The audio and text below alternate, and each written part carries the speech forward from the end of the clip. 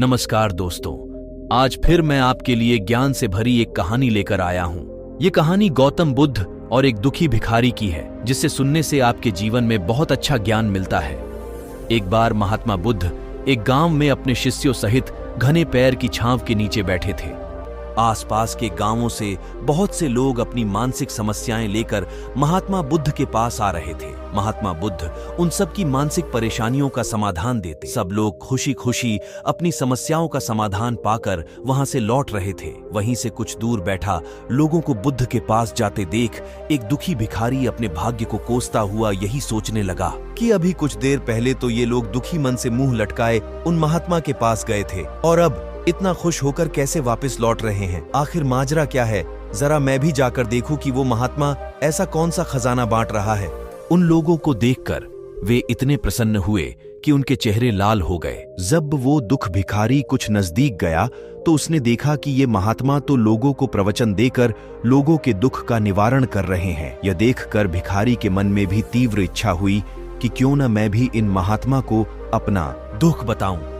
मुझे भी अपने दुख का समाधान अवश्य मिलेगा। बस फिर क्या था, समाधान पाने की लालसा लिए भिखारी महात्मा बुद्ध के सामने पहुंचा और हाथ जोड़ कर प्रणाम करते हुए बोला, हे महात्मा बुद्ध, मैं भी लोगों की मदद करना चाहता हूँ। मुझे लोगों की मदद करने की बहुत इच्छा है, लेकिन मैं कैसे मदद कर सकता हूँ? मैं बहुत गरीब हूँ। मेरे पास न तो पैसे हैं और न ही कोई ऐसी चीज जिससे मैं किसी की मदद कर सकूं। मैं कोशिश करने पर भी किसी की मदद नहीं कर सकता। मुझे भगवान ने इतना गरीब क्यों बनाया? हे महात्मा, मुझ पर कुछ कृपा करो। इतना बोलते हुए भिखारी रोने लगा। महात्मा बुद्ध बोले, आप बहुत अज्ञानी हैं, क्योंकि आप अभी तक इस भ्रम में जी रहे हो कि तुम्हारे पास कुछ नहीं, जबकि दूसरों को कुछ देने के लिए तुम्हारे पास बहुत कुछ है। तुम बिना धन और वस्तु के भी दूसरों की मदद कर सकते हो।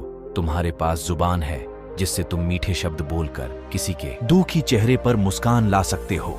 इन्हीं शब्दों की ताकत से तुम किसी के भी टूटते हौसलों को फिर से मजबूत कर सकते हो। इन शब्दों की शक्ति से आप किसी के भी मन में सकारात्मक विचारधारा के बीज बो सकते हैं और उसे गलत रास्ते पर जाने से रोक सकते हैं। तुम्हारे दो हाथों से किसी भी कमजोर या लाचार व्यक्ति की सहायता कर सकते हो। आपके दो आंखें किसी अंधे को रास्ता दिखा सकते हैं। तुम किसी के लिए दुआ कर सकते हो।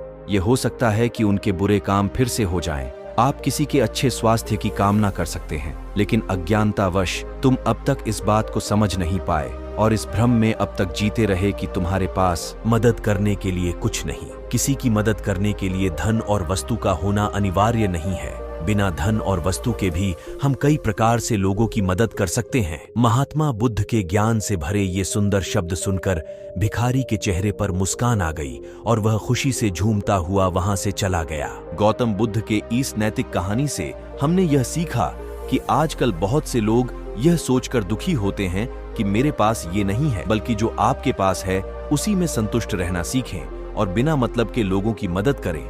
इन्हीं से आपको परम सुख की प्राप्ति होगी। तो दोस्तों, यह बुद्ध की नैतिक कहानी आपको कैसी लगी जरूर बताना।